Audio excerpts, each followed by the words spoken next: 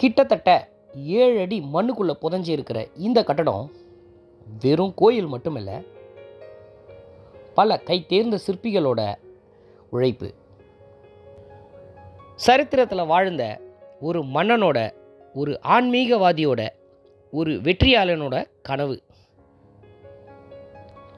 வாழ்க்கையை அனுபவித்து வாழ்ந்த தமிழர்களுடைய கலாச்சாரம், தமிழ்நாட்டோட கலை பொக்கிஷம்.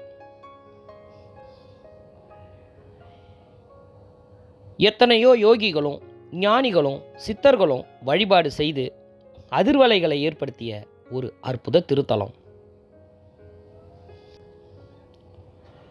பழமையான கோயில்களோட வரிசையில் இன்னைக்கு உங்கள் கண் பார்வைக்கு நான் கொண்டு வந்திருக்கிறது செங்கல்பட்டு சாலவாக்கம் பொற்பந்தல் பக்கத்தில் இருக்கிற நீர்க்குன்றம் அப்படிங்கிற கிராமத்தில் இருக்கிற ஒரு அழகான கோயிலை தான். பழைய சீவரம், திருமுக்கூடல், காட்டாங்குளம் வழியாகவும் இந்த ஊருக்கு வரலாம். பயணிக்கிறவங்களோட வசதிக்கு ஏற்றாற்போல் டிஸ்கிரிப்ஷனில் மேப் லிங்க்கும் கொடுத்துருக்கேன். இதுபோல் பழமையான கோயில்களை நீங்கள் விரும்பி தரிசனம் செய்கிறவங்களா இருந்தால் என்னுடைய சேனலில் இது போல் நிறைய கோயில்களை பதிவேற்றம் செஞ்சுருக்கேன். சப்ஸ்கிரைப் பண்ணி லைக் பண்ணுங்கள். நான் பதிவேற்றம் செய்யும் வீடியோ உங்களுக்கு வந்து சேரும். உங்கள் யாத்திரைக்கும் பேர் உதவியாக இருக்கும். பொதுவாக செங்கல்பட்டு நிறைய மலைகள் சூழ்ந்த ஒரு மாவட்டம்.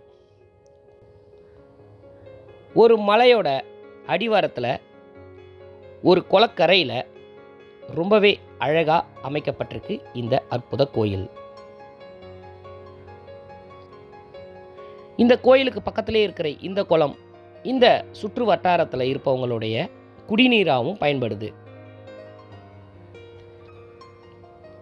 ஒரு காலத்தில் மிகப்பெரிய கோயிலாக இருந்து இப்போ கருவறைக்குள்ளே இருக்கிற சுவாமி மட்டும்தான் எஞ்சி இருக்கு.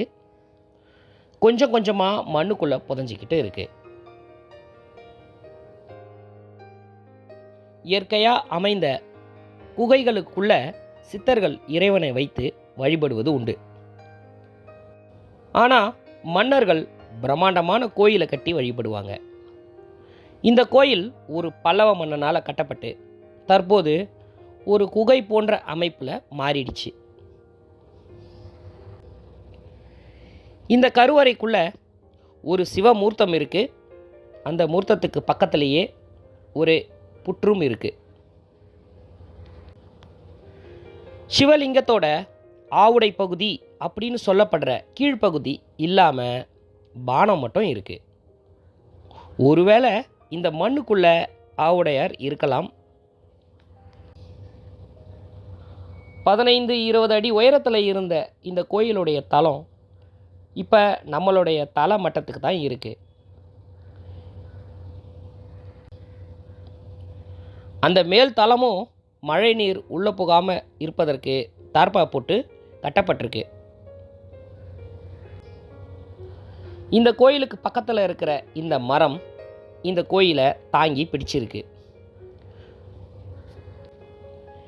இந்த மரம் மட்டும் இல்லைன்னா என்றோ கற்கூவியலாக மாறி இருக்கும் இந்த கோயில்.